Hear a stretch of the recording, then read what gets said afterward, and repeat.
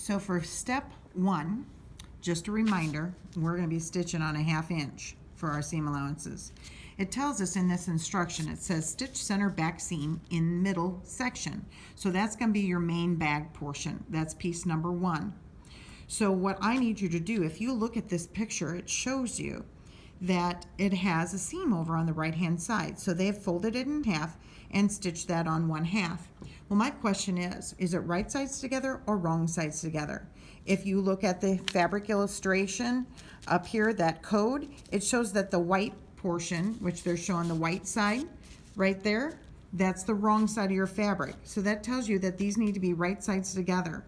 When you stitch that, then I need you, after you've done that, back stitch at the beginning and the end, then you're going to go to the ironing board, put it over the end of the ironing board, and press that seam open so we can do part 2 of step number 1.